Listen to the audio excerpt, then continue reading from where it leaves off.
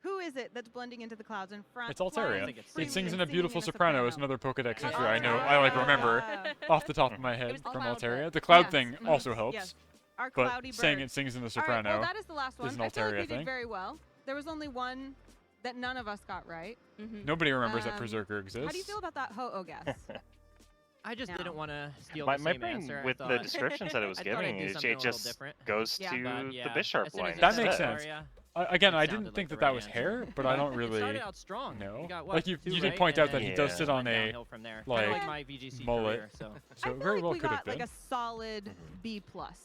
I feel like I do know I will give that to us. Now, Berserker was very we had some popular fun for here, raids but what's before really the fun is Mightiest happening out event there. Tell started me happening. about your world's experience so far. Because Let's it start was with you. What's been the fun so trend far? of, I want to say, 3 Berserkers and a Golden Go. That makes sense, yes.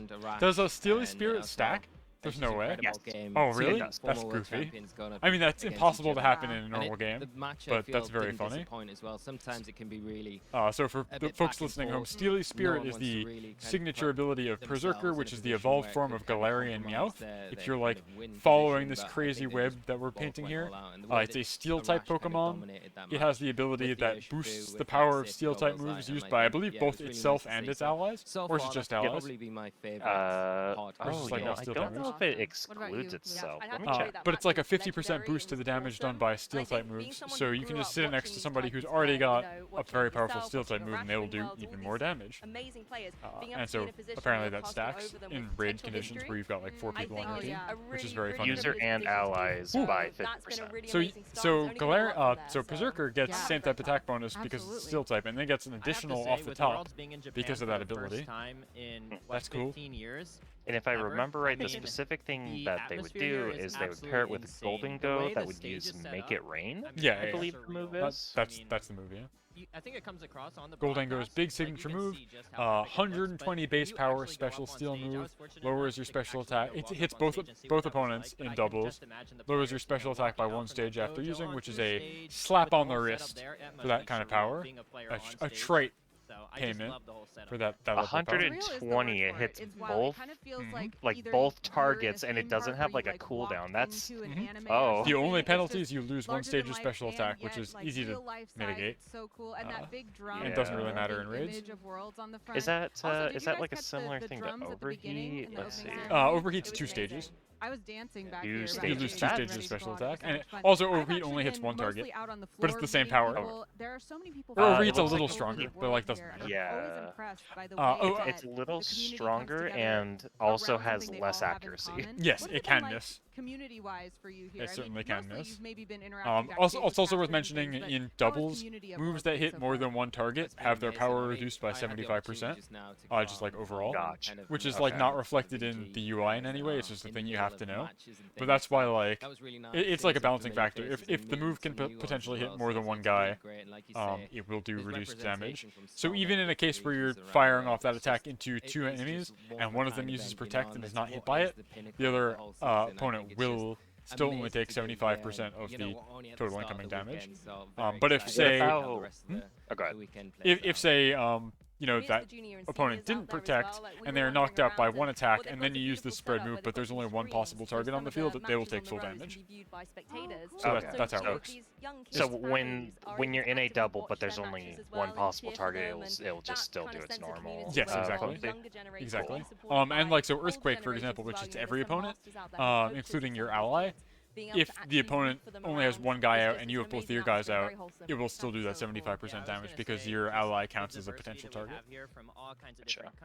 So it's a thing to keep in mind. It's the reason that spread moves aren't just like unstoppably strong, but they are very powerful if they can become single target.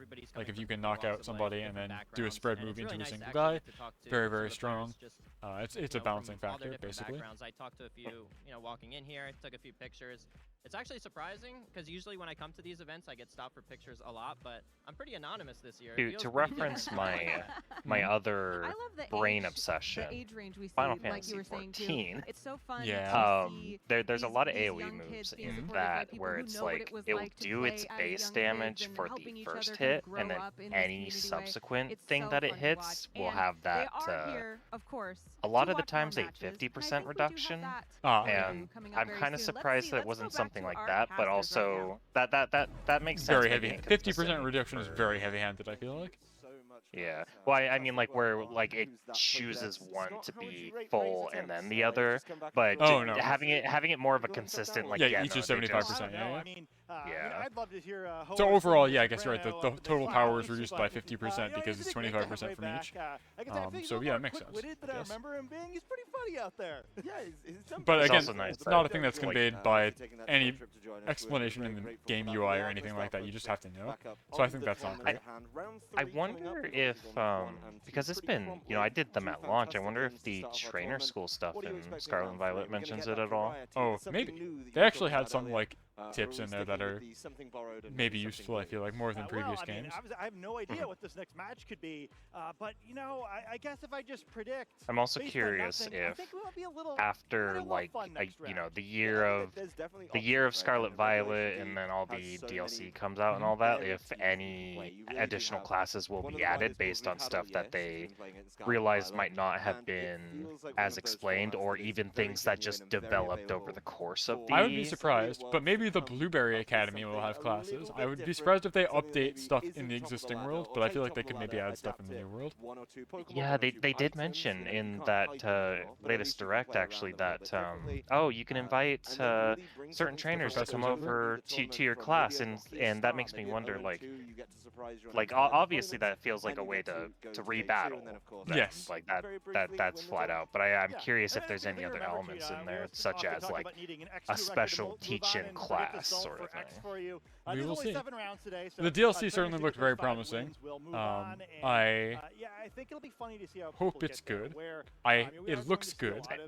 I hope it's good. I want to believe. It has lots of features that I think look nice, and I don't just mean from like a competitive battling standpoint. Like lots of the little extra things to do look fun.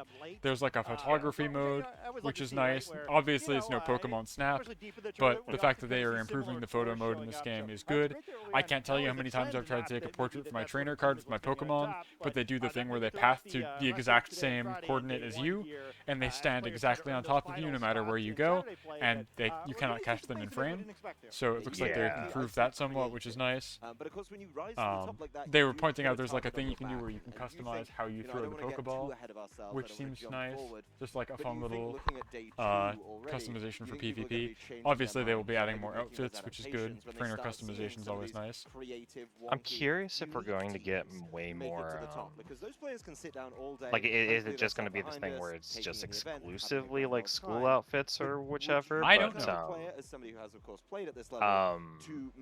Having the throw style, that sort of stuff, like that brings a nice depth to the customization. That's greatly appreciated. I hope you can. We're kind of getting what we expected to so some of the trainers, I was going to say, have like very distinct throw styles. Maybe all of them do, like the gym leaders rather.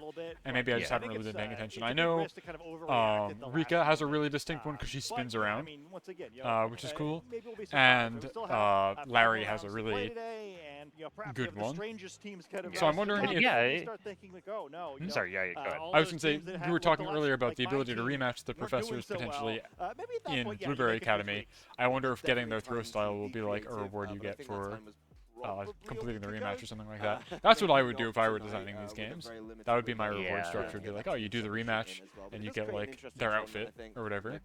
But yeah, like their outfit. I want to say there's some games where it's like you as the trainer can get titles, and Black and White had be that, like right? an interesting. I think Black and White. They had didn't that, have yeah. ribbons, but they did have like achievements.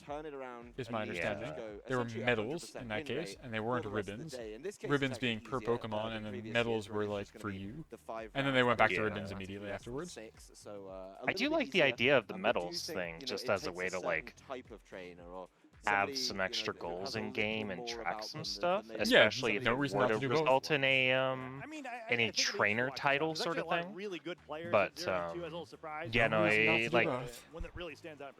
I guess I think of Pokemon Battle Revolution in terms of customizability, because that's just the 2 lost record, you move on, sort of deal. It's honestly kind of a bit of a lost art is the term I'm going to use, but it's not quite that extreme. But it's kind of a, there's some stuff from that game it's a little sad that it's gone. I'm gonna see if I can do a Pokemon Battle Rev stream someday. I've got the CD still, I've got my Wii plugged in, and it's HDMI, it's component out into my HDMI Remuxer, so I can actually stream it from my capture card.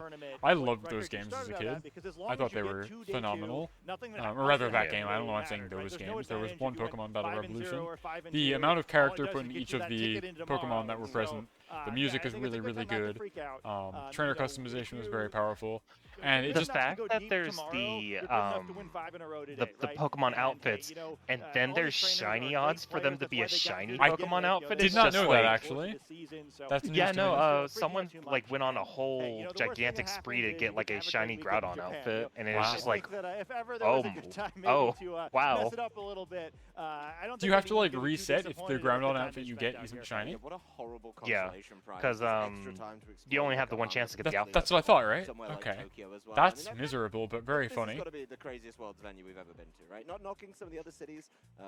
Big fan of some of the places we've been, but this is a special one, and this one I think has brought a lot of trainers. Where's round 3 though? Maybe towards the end of the season, some other trainers may not have been feeling it, but when you see the prize at the end of the year is you get to go and compete in Japan, you all of a sudden start feeling it a whole lot more, and I think that's been a big factor this year. But to a point you made earlier, if you want to win the whole tournament, if you want to be that player who, at the end of Sunday, is standing on our stage, being able to lift that trophy, you really do have to beat whoever's in front of you, right? And you can't get in your mind about, oh no, I'm worried about maybe running into this player at 4-2 and not being able to make it in. Like, if you want to be, and if you are serious enough about potentially being the world champion, you really do need to be able to take down anyone in front of you. And I think a player who could do, an 0-2 to 5-2, make it all the way through, that kind of run, that sets you up in great stead actually for day number 2. Because like you say, we all go in at the same point. Everyone is on a clean record, nothing else to do. Being able to take that kind of mentality that you are able to bounce back is going to be huge. Yeah, I think it might be, an advantage would be a big stretch. But I think coming from day 1 might help a little bit more in this year than past years. In the past, in the video game championships, in the Masters division, only one player has ever won from day 1, which was Wolf in 2016. If we were betting here, which we will not be doing because there's certainly no gambling at play here, do you think the next round 3 we will see Landorus, Urshifu, Qianpao, Fluttermane, Iron Hands, Amoonguss on a team again? Will we get them 3 games in or 3 rounds in a row? Absolutely. Absolutely think one player is going to have that exact team? Yeah.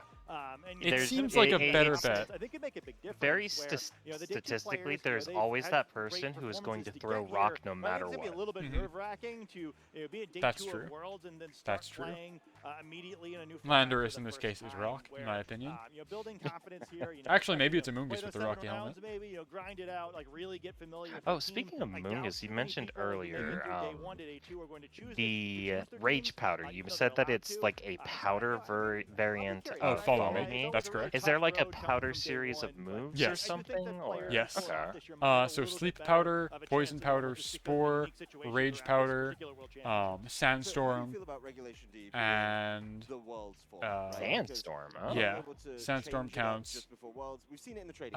There used to be a move just called Powder, which was Vivillion's signature, and if you like attacked while Powder was in a play, you would take explosion damage back on yourself if you used a fire move. That is like a super niche use case, but it's no longer a move you can use, but that used to count. It's mostly just like those grass moves, and Pollen Puff is a powder move, I believe, also. Gotcha. But yeah, Powder from Vivillon was one of those moves I had to get for the move decks recently. Oh, there's also Magic Powder, which is a Hatterene signature move, which I have never seen anybody use, and I only learned about by accident. But what Magic Powder does is it turns the target to psychic, pure psychic type, I believe. Kind of like how Soak turns them into pure water type. Magic Powder turns them into pure psychic, which is interesting. It makes you weak to dark, which is cool, which Hatterene can't immediately take advantage of. Makes you weak to bug. So I don't know. I've never seen somebody use it. I feel like maybe there could be a use for it, but I've never seen it. But I think that also counts. And so the safety goggles protects you from all of that. You don't take Sandstorm chip. You can't be put to sleep by Spore. Poison Powder won't work. Rage Powder won't redirect your moves, and you're in business. And so grass type Pokemon are immune to those powder type moves, except not Sandstorm. They still take chip from Sandstorm, but they can't be spored. They can't be affected by Rage Powder. I was saying Pollen Puff counts as a powder move. That's not correct, because grass type Pokemon definitely take powder puff or Pollen Puff damage. In fact, they're super effective. So forget that I brought that up. That's not a powder move.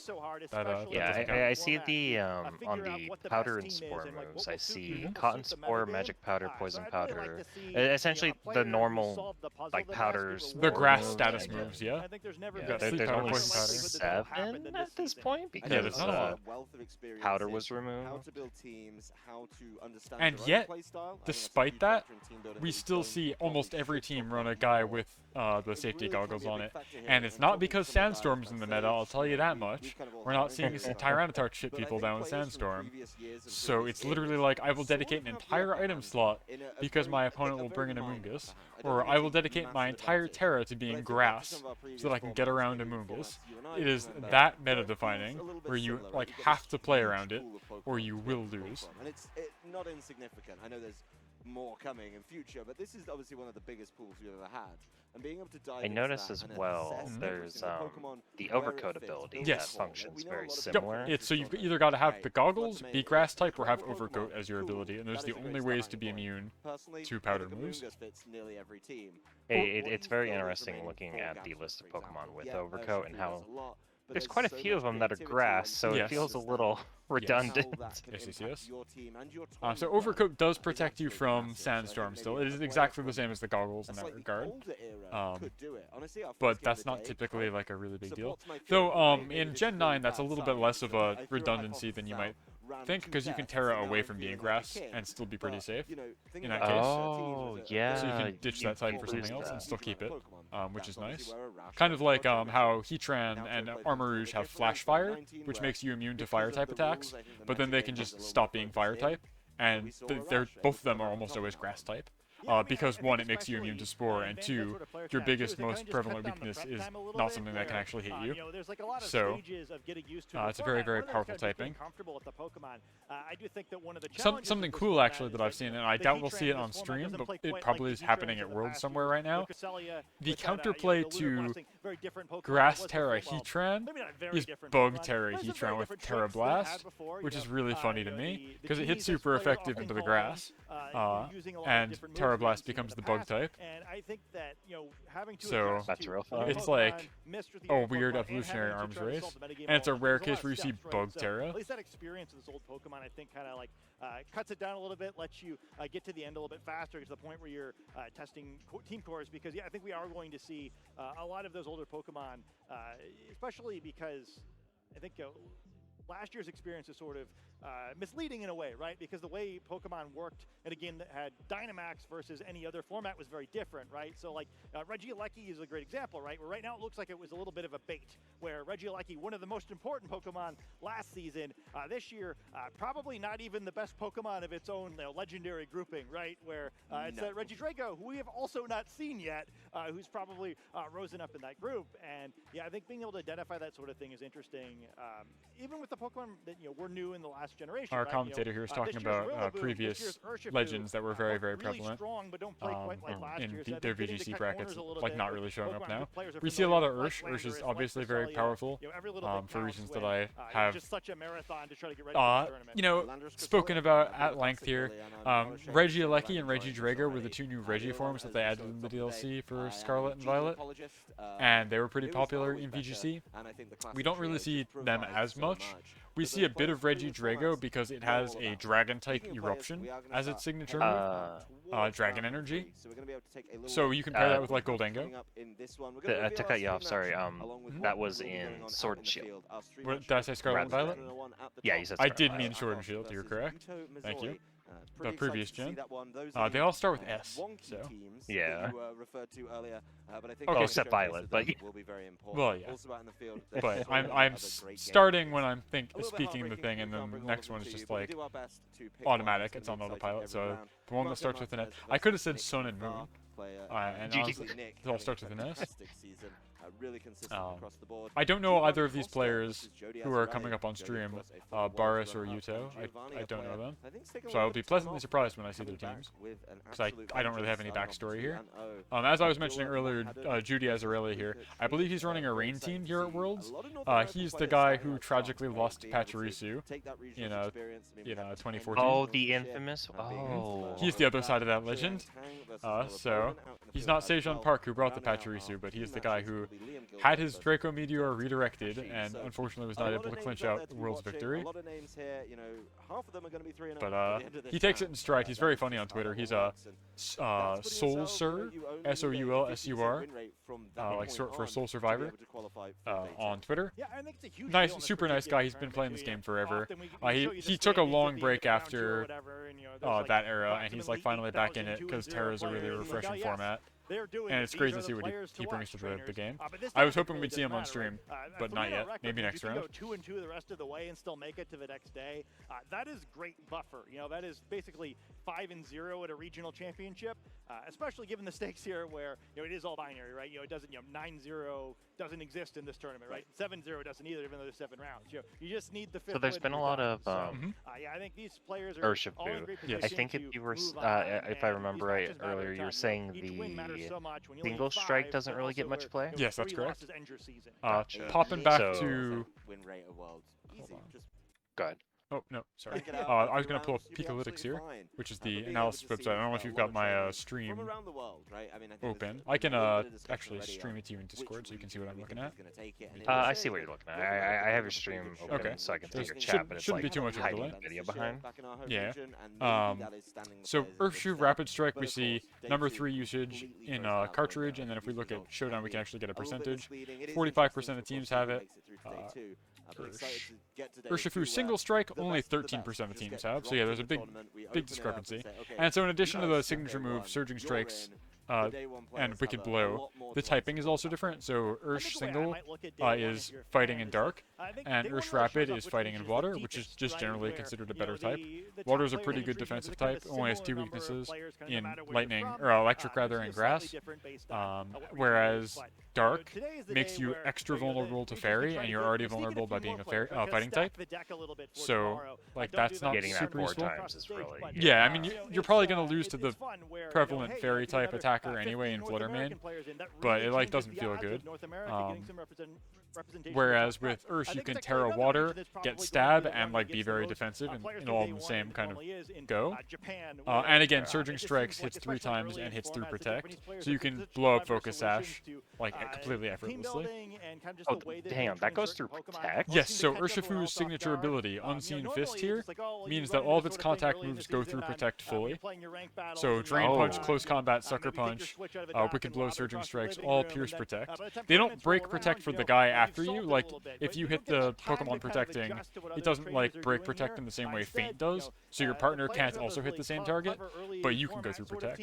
And the way this was balanced was in the generation that Urshifu was introduced in Generation 8, there was the gimmick was not Terra types, it was Dynamax, where you'd be able to make your Pokemon have 3 times the amount of health, and all of their moves would become, like, max moves. So all of your status moves would become max guard, and Urshifu could not fully pierce max guard.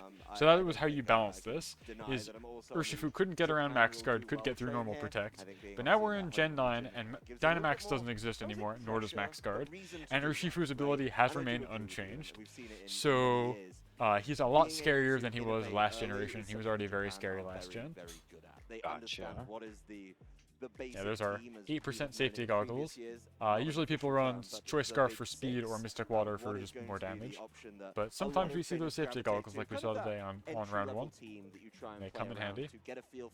People have full sheets, so obviously they know the like moves, types, and all that. They can see the inherent thought that I was having is just both forms in Gen 9 have these same sprites, so I was kind of thinking for a second, like, oh, there could be that. Is it the dark? Is it the water? But it's like, no, it's the water. It's the water. Yes. No one's bringing the dark. It's that, but also you can see the moves and, like, the held item. And, like, Urshifu Single Strike is not going to be carrying Mystic Water, because it doesn't have any water moves. So, like, you know. But you're right, in ladder they have the same sprite, and they both are just called Urshifu, and you don't know on, like, ladder which one it's going to be until you see it. So I think that's dumb. They should just, like, not have that be a thing. They should just say, like, Urshifu F, or not F, S, or like R or something like that. There's no value in it being. If something has like a form, like have a little subtitle under the Pokemon that just says like, well, like rapid strike. Lando, for example, has Landorus Therian, which you see very frequently, and Landorus Incarnate, which you see way less frequently, but they have different sprites. They don't need a different name because they just have different sprites. I don't get why Ursh can't just have different sprites.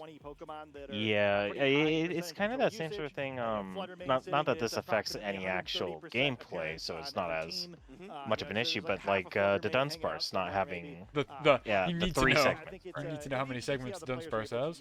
It's crucial. But the extra slots It's very crucial, actually. Yeah. And then who can use the most common Pokemon the best? Well, we've been talking about teams quite a lot. Are we going to see the next? Two new teams getting ready to show off what they can do here. New in teams, you round say? 3. So we're going to head on down to the stage and get ready. We've introduced our players a little bit already, but I want to really start diving in on these teams and being able to understand exactly where they are. How am I doing on my bingo? I don't think there are any new ones for me to pop down. I haven't seen a Gastro yet.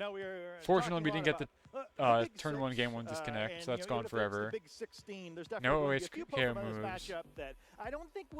For the Gastro, does it need to be out on the field, or is it... I would assume it's a team brings a Gastro, but I do see Gastro on the deck here, so maybe we're about to see one. People are just tired of Gastro. This might also mean distribution Gastro, which did happen. This will be the 3rd promo Gastrodon of the year, because it's just a Pokemon that's always on high-ranking teams around this time. So like they announced another one for the coming future, or for they announcing that the There's one you can get during... I think this is the second one. I'm pretty sure I have 2 in Scarlet already. Ooh, these teams are miss. spicy. Glastrier. Sorry, I don't know if you're missing one. You might be. I'm very excited about these teams. Let me hide this. I'm hiding the teams.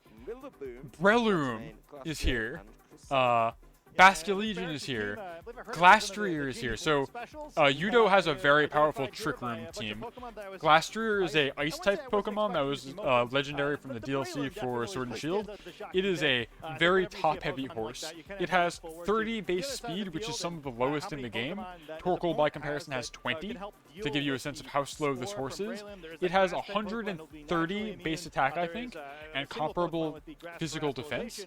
It has a signature ability where every time it gets a knockout, it gets +1 stages of attack, so it snowballs, pun fully intended, very quickly.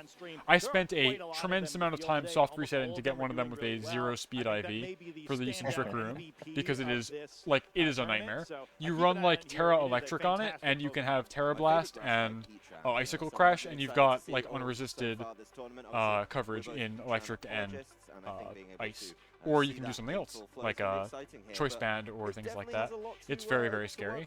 And then meanwhile, on the other side, we've got Breloom, which is like the fastest Spore user currently in the game. So we were talking about Amoonguss, how everybody uses it because it has Spore and it's just very good.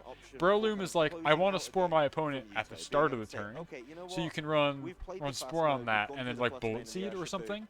And they also had Basculegion, which is very exciting. It is the evolved form from Hisui of Basculin. I couldn't remember that. Basculin, which is just like the annoying little piranha fish. But it has Ghost typing, it has Swift Swim, so its speed is doubled in rain, or it can have Adaptability, which means that its same type attack bonus is doubled from 1.5 to 2 times damage, compounded with Terra. If you Terra, Water, or Ghost as Basculegion with Adaptability, that same type attack bonus is 2.25% bonus. So it's very, very strong. Looks like they didn't bring it this round, but maybe we'll see it later. It also learns the signature move of Houndstone, which is Last Respect, a physical ghost move which gains 50 power each time you have a member of your team faint. So as a late game sweeper, it is very scary. Looks like we're gonna maybe Tailwind first turn, so Breloom can Spore really fast. I would assume. Just gonna go for the Protect. Interesting. Okay. Maybe waiting to see if Heatran Terra's Grass, which would make that Spore not very useful here. And it looks like he's gonna. The most common Pokemon by far in the format. There's got to be a solution to this as he's up to 2 and 0. Alright, I'm done talking now. That was my long-winded spiel about why everything's going on. Oh, sorry, that was... Okay, that's, Virus's Terra. So he doesn't want to be Dark Dragon into Flutter Mane, that makes sense. You ditch a 4 times effective to just have something be neutral.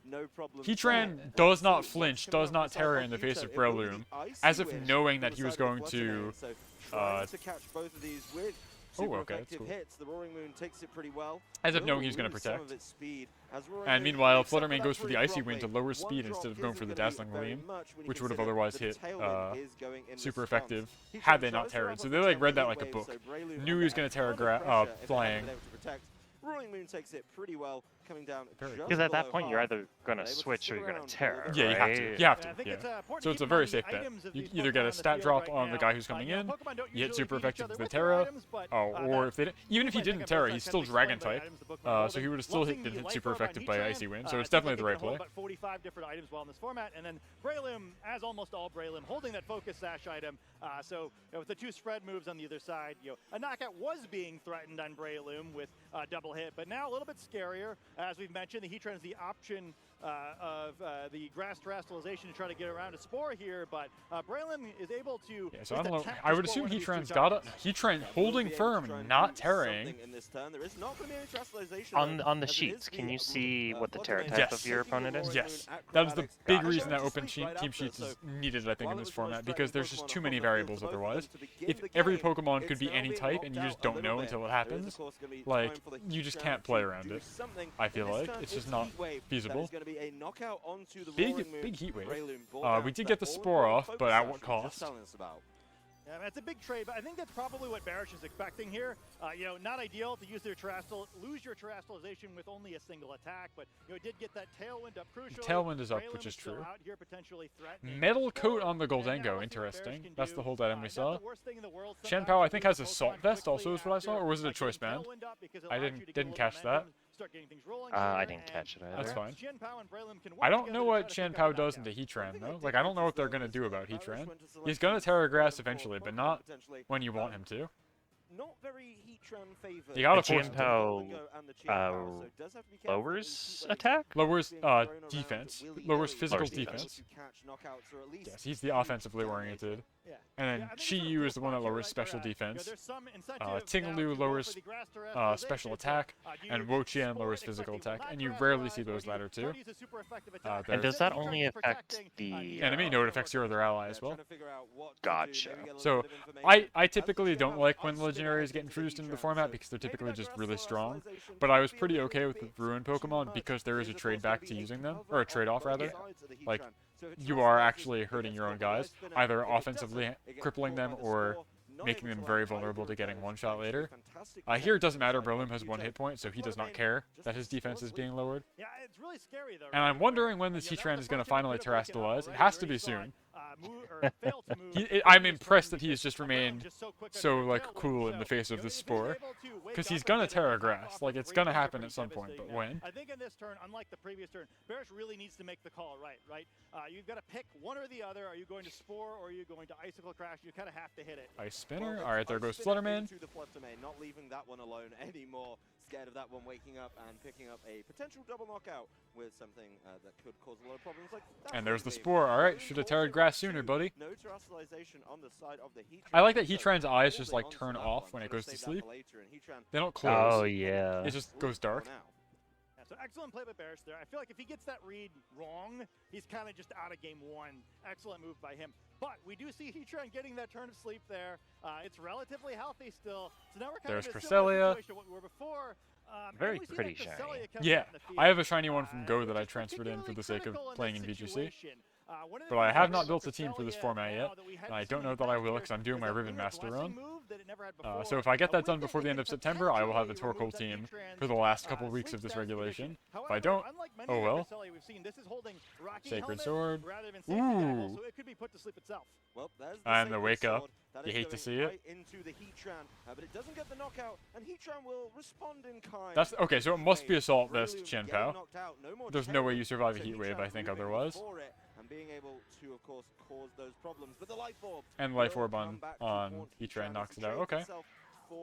So it's 2v2. There is, of course, going to be the Cresselia not able to get anything done this turn. Wait, what did Cress just try and hit Shenpao with? Critical turn there with the Heatran waking up. That mattered a ton. They missed somehow. The Icy Wind missed. They're probably Icy Wind. That's Icy a Wind. 5% chance to miss. But Glastrier not known for being the Alright. speediest. Well, they still have Terra, so Glastrier can become water type is my guess here. Or maybe electric type, I don't know what he's running. And can be very resistant to whatever they're going to throw out. Doesn't want to be ice type right now, that's for sure. Absolutely don't want to be ice type. The Glastrier, you caught me You off might guard just go for there. the And, boost not on the Goldango. fastest one. But then maybe a Trick little bit Room's going to get manageable. put up. If only there was I a don't know move, if you Scott, care that about could that, change though. things around and, maybe Yeah, so here comes the tweak Terra. the system a little bit, give that Glastrier a little I'm bit assuming it's more, Terra Water. that it could do. There is finally going to be Terastallization on the side of Yuto. Yeah, okay. Being able to turn that Water, into again, just a very water good type. defensive So type with just the Glastrier two not weaknesses. sticking with its Resists traditional steel, type, being able crucially. to set up and try and give itself I think, a right? little bit safer from some of the options Yeah, on that yes. side, Yeah. including So, the you Sacred know, you're Sword, which going is from not super gonna do that effective, much. Golden Go knows make it still a rain lot to of work not to very do. It's effective. gonna have to put down a lot And of now I pressure, assume so Trick Room being comes able to out. get that nasty plot No. big, as there's the Icy Wind once again Why from would you not Cresselia, just so controlling Trick Room? speed, not in the way that maybe we were Why? You're expecting, never but going to make them slower than exactly Glastrier. what it can do. So I Both don't know what the speeds point going down, as this is. gonna be a Body press is fun, Jump though. out, knocked out, and now everything on this Golden Go to try and win the game. It's never going to be slower than Glastrier, though. Chilling Day takes effect, gets bonus attack, but it's using Body Press. So, It's not gonna hit the Golden Go yeah, you because can't, Ghost you type. can't, well, yeah, I'm saying Body Press doesn't take, it draws from your defense is how it calculates its damage. Oh, And again, right. Glastrier has tremendous physical defense. It's like very, very defensively oriented. But, yeah. I don't get why they keep using Icy Wind. Yeah, might Like, be who able to get it cares? done. Golden Go's speed going down once again, and after that nasty block, But, I'm assuming it's going to do like a Stomping Tantrum now. Or High Horsepower. And just one-shot Goldango. And that's going to be a game. Icicle Crash. Does it not have a ground move? Does it not have a ground move? Very effective Icicle Crash, even after the Chilling Neighbors, putting down very Why? little pressure on this Golden Go, and Golden Go still has the speed advantage. It's got- I can imagine it's just going to start throwing Shadow Balls. Shadow there, Ball, yeah. Being able to tidy up this game. So Barish has been in a couple of That's so sticky strange to me. situations, but the end of the game doesn't matter. Game one's looking like it's his. I would have thought it had like Stomping Tantrum for a ground type move, which would have one-shot Goldango with the +1 boost from Chilling Day. Whereas this, because they use Nasty Plot, I'm pretty sure one-shots the other way. No, not quite. What is this thing's move pool? 50 left, would need another one. Don't Yeah, think it's this not is a gonna super tough matter. decision That's for game. Barish. Just needs to be able to I was so put excited for Shadow Glastrier. Ball one more time. I've never seen one that doesn't run a ground move, ever. It's always Icicle Crash, Stomping Tantrum, sometimes Protect, and then like a third move for fun, for flavor. Or fourth move for flavor. Yeah, that's just absolutely. That would have won him the game right there if he had a ground move. I don't know what he could possibly have. Because even if he has Protect, he's got Icicle Crash, he's got Body Press. What's the fourth move, right? We only saw the three. What could it possibly be? Maybe it was Terra Blast? Like, but you don't. Water doesn't really get you anything as an offensive type on Glastrier. So I don't know. That's weird. That strikes me as very strange. They can't like change their teams at all once, like now that the entire whole event started. It's not like, oh, day 2 they No, changed their no, you team or register your something. team. They had to register yesterday by 8 p.m. So I'm kind of confused that there's not like team sheets online for viewers to be able to look at. Yeah, they go up after the event. I don't know why they're not published at the same time. My only thought would be like, you don't want to let people who just have a ton of free time or like way more friends, kind of like what we were talking about earlier, where like if you have a large network, they could like read all the teams from everybody else that's going to be at the event and come up with counterplay strategies and play-by-play for you. Whereas if you just by yourself, the lone wolf here, you can't possibly digest all that information at once. But at the same time, I feel like that's still like applicable. Where like now you learn what the team of your opponent is when you meet them, in theory, unless they've been using the same team for a while or it got leaked or something like that. But yeah, it's like everybody has the same amount of time, just like 90 seconds before the match, to acclimate. Was Are the guys that are playing right now, were they on earlier, or are we No, seeing... every stream is going to be, for the first day, is going to be brand new players. They will not put the same person on twice. Gotcha. Though day 2, we will probably start seeing some repeats from day 1. Because the So field's so narrow. the 2 wins, those are from like regionals or something, or... No, this is round 3 of Swiss. So they'd won their previous 2 rounds, but we didn't see them on stream. There's a lot of players in Worlds. Gotcha. Yeah, they're only we're only highlighted, seeing sorry. one match of the pool of Swiss. Gotcha. Yeah. So they both won their past 2 rounds in round 1 and round 2, and we just didn't get to see them. But there's a lot of players at Worlds. I don't quite know how many. I think it's close to 300 players, which is a lot for Worlds. Going off there on the Roaring Moon after we've been able to see the booster This on the looks Platinum familiar. as well. So something critical Basque Legion in play. we That's see the cool. focus sashes on Breloom. Really the I'll be excited only to see if item they we get normally brought see out at later. Chien-Pao. I don't Treasure, quite know what they'll forgive do, me, but a super late game uptick last on my respects with a assault vest choice Chien-Pao scarf so we'll have will to let them see hit how very much damage fast, is coming in here. very strong, It is a very into interesting super effective, fight, and of at course. least We didn't Cress just start and really Flutter sort Main of if they don't think Terra. Breloom was planning and having to deal with. So that's cool. I would also admit, pretty publicly, that I haven't run those numbers myself. I can tell you that it will do less than it normally would without the Assault Vest. So that's something that we can bank on. And yeah, this Assault Vest Chien-Pao is like cool tech that I've seen a couple times in online ladders. It's typically a very frail Pokemon that you see run Focus Sash, like the commentators are saying. But Assault Vest can really catch your opponent off guard when they think they can 2-shot you and then they can't. Or like 1-shot you, and then just like it doesn't work out that way. It's tankier than you might expect, especially if they end up using Terra. Ooh, okay. Helping Hand, one of my favorite moves, for sure. Yeah, but Chien-Pao tries to stop that with the Sucker Punch. That's not Critical hit on the Sucker Punch, but not quite enough. This Deagleam is gonna do a lot of work. You know, actually, that didn't do a whole lot of work. I thought that Helping Hand Deagleam would do a lot more. Golly, okay. Honestly, I'm impressed, Okay, so what's the... I'm gonna be honest. I would have basically believed any amount of damage that it did. What's the play from here then? I guess I'd have to see what they've got in the back. But the fact that Chien-Pao just tanked a super effective Dazzling Gleam from the same type attack bonus Flutter Main that got Helping Hand boosted really speaks volumes about the power of Assault Vest. A hold item which increases your special defense by 50%, by the way. Who that is? Captain Crooked, raiding with a party of 3. Hello, welcome. We're showing the delicious calcium, thank you. Yeah, we're watching Pokemon World Championship right now. I'm Tom. I'm being joined by Tom. Welcome. This could be where Yuto has to change things up. Because I'm looking at yeah. What's his name? Yuto's yeah. He streamed a couple weeks ago, and I see You're his doing, like, the research? Yeah, because I we need to know if the Glastier's fourth move is. What's he doing? Body press. Yeah. Icicle Crash. There's Icicle Crash. It looks like he has Protect. And Tepeki. Let me see what that is, because it's in Japanese, obviously. Oh. Pokemon. What type is it? A Steel. Heavy Slime? Probably Heavy Slime. Possibly. Let me switch my language real quick. And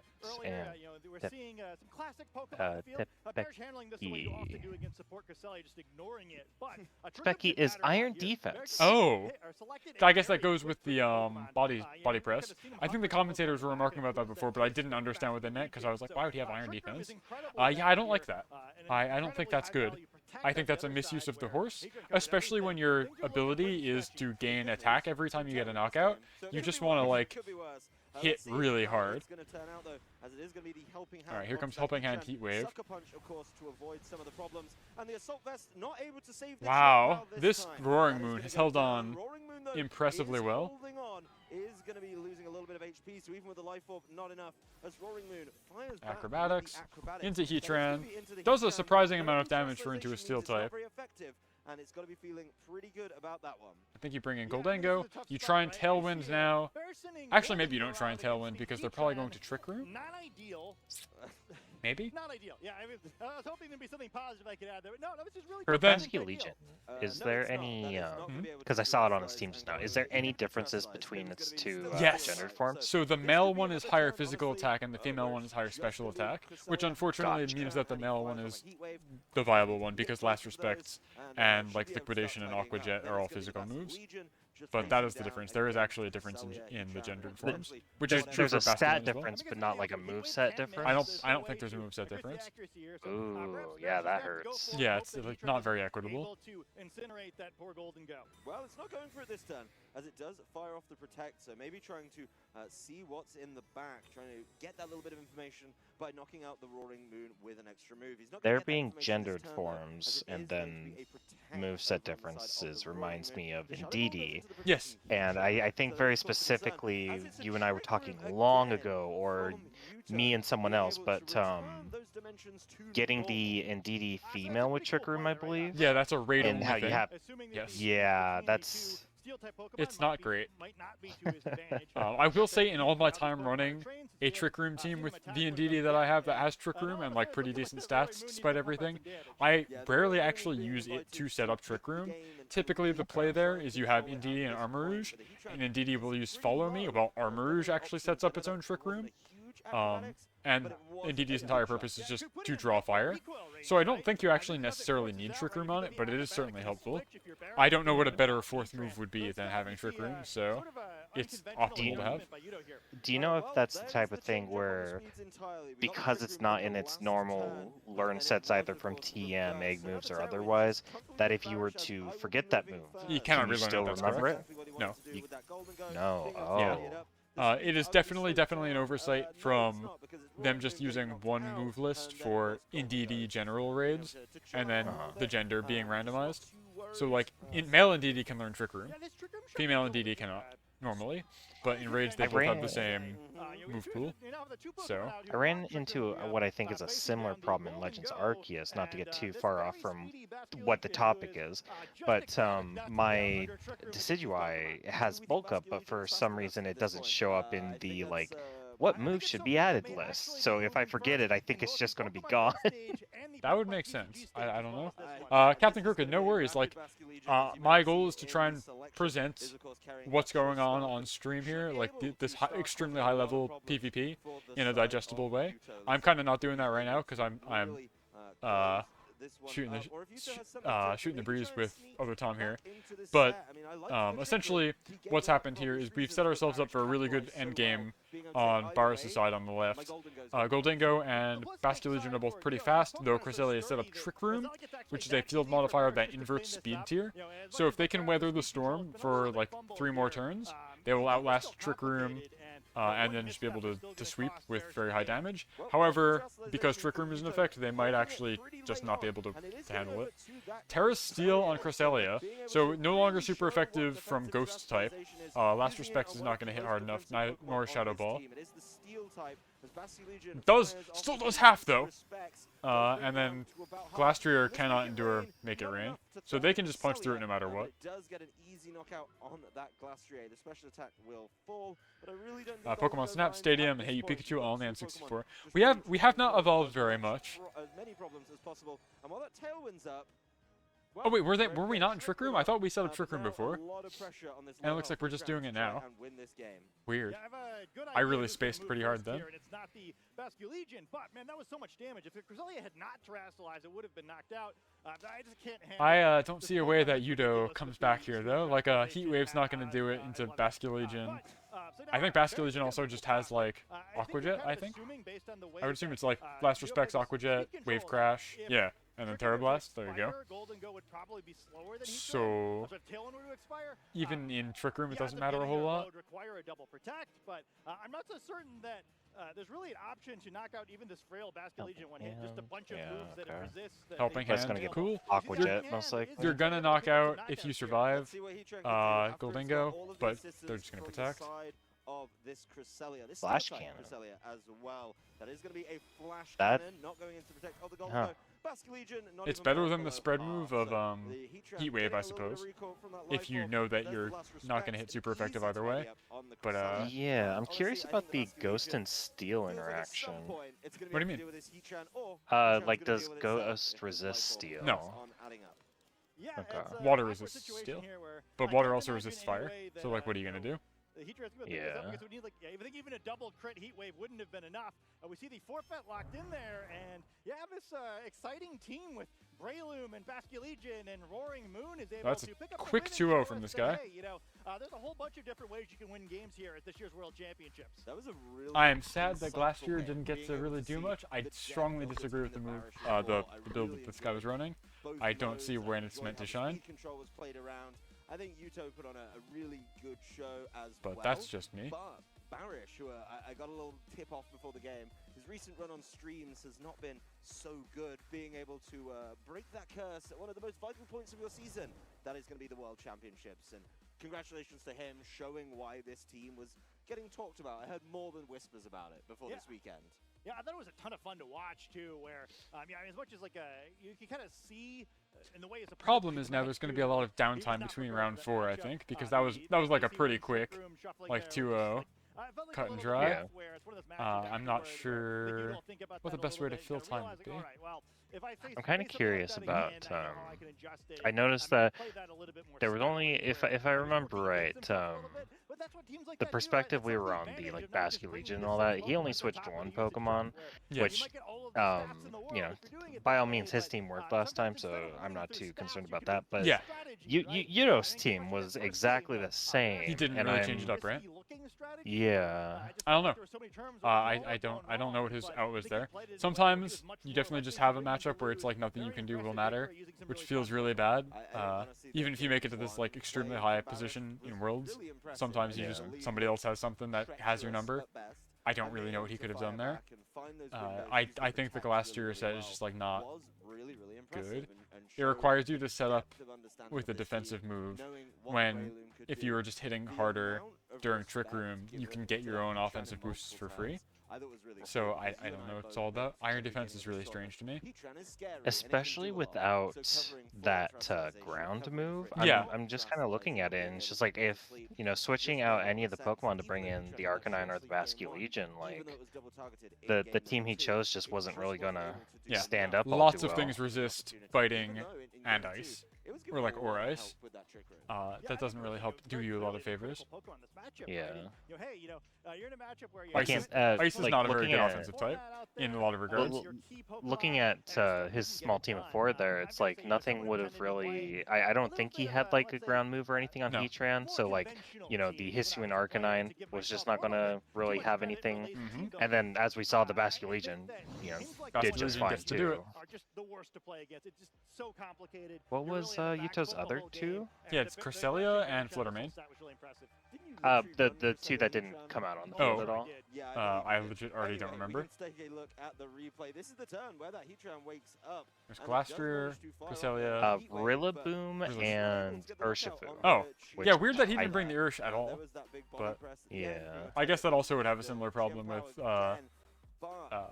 Basculegion, where like water surging strikes or fighting, like what's it gonna do into water ghost?